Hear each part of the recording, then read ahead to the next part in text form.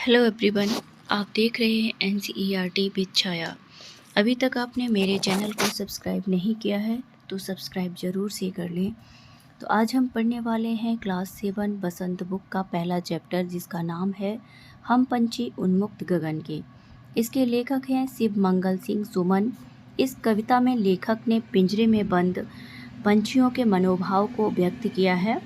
चलिए पाठ पढ़ना आरंभ करते हैं। लेखक ने इन पंक्तियों को काव्य विधा में लिखा है। चलिए, तो चैप्टर का नाम क्या है? हम पंछी उन्मुक्त गगन के। हम पंछी उन्मुक्त गगन के, पिंजर बंद ना गा पाएंगे, कनक तीलियों से टकराकर पुलकित पंख टूट जाएंगे।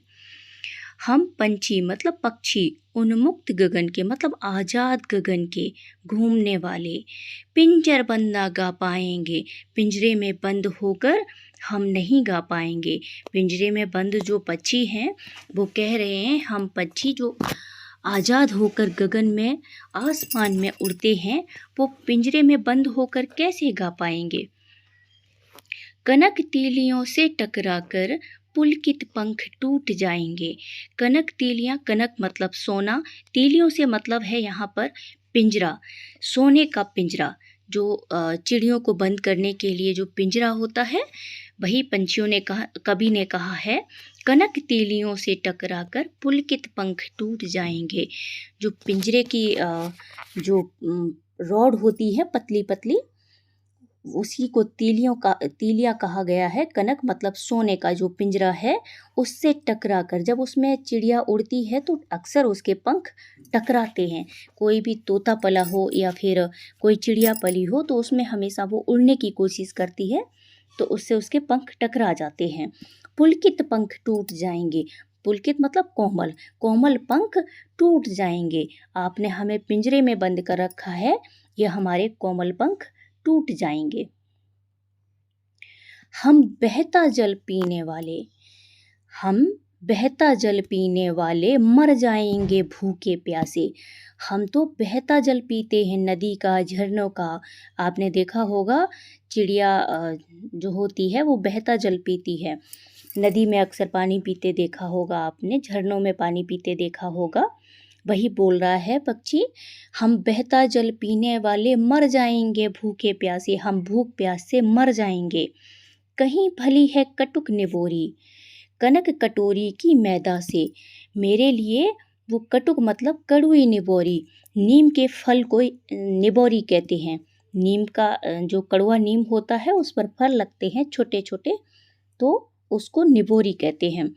कनक मतलब सोना, कटोरी, कटोरी एक पात्र होता है, तो उसमें बोला है जो पिंजरे में कटोरी रखते हैं वही बोलता है कनक कटोरी की मैदा से। कटोरी में जो आप पकवान रखते हैं उस मैदा से कड़वी निबोरी भली है मेरे लिए।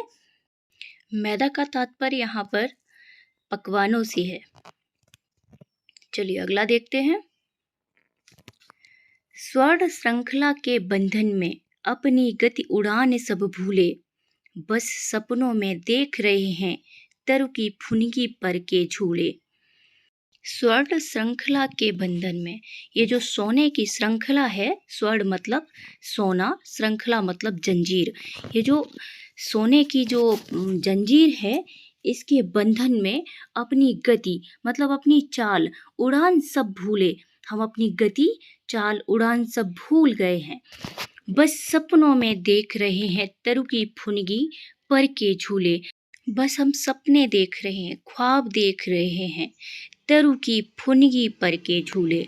तरु मतलब पेड़, फुनगी मतलब पेड़ के ऊपर की जो टहनी होती है उसे फुनगी कहते हैं। तरु की फुनगी के झूले, पेड़ के ऊपर की टहनी के झूले, अक्सर पक्षी उनके ऊपर बैठकर झूलते हैं।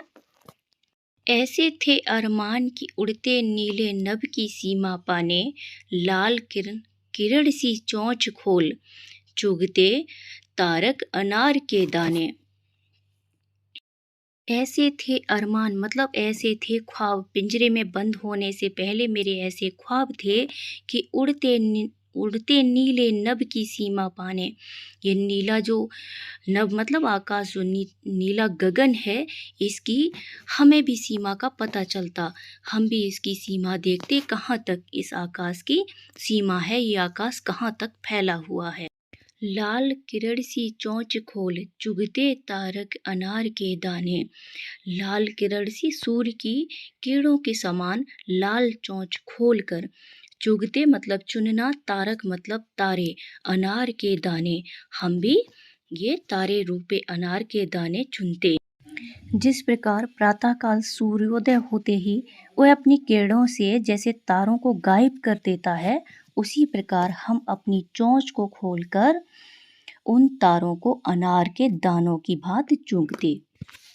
होती सीमाहीन क्षितिज से इन पंखों की होड़ा होड़ी, या तो क्षितिज मिलन बन जाता या तनती सांसों की डोरी। होती सीमाहीन, सीमाहीन मतलब जिसकी कोई सीमा ना हो।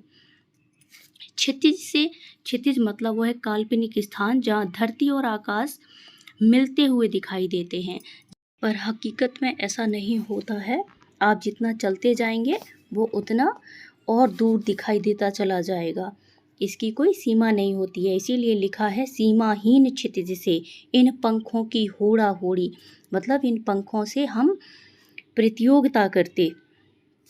या तो क्षितिज मिलन बन जाता, या तो हमें क्षितिज मिल जाता, या तनती सांसों की डोरी। तनती सांसों की डोरी मतलब सांस चढ़ना, सांस उखड़ना।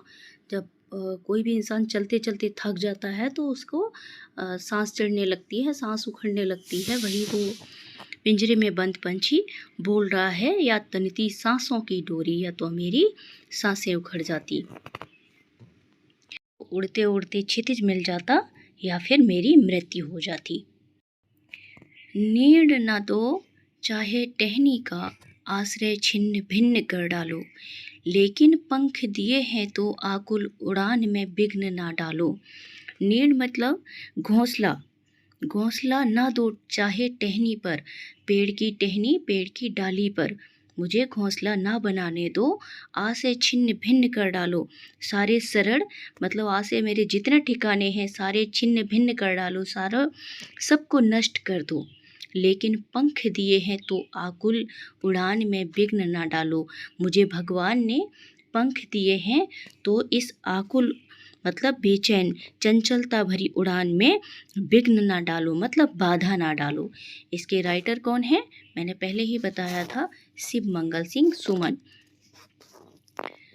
ये नाम लिखा हुआ है, ये आपको याद होना चाहिए। चलिए, आई होप बच्चों समझ में आ गया होगा। प्रश्न उत्तर नेक्स्ट वीडियो में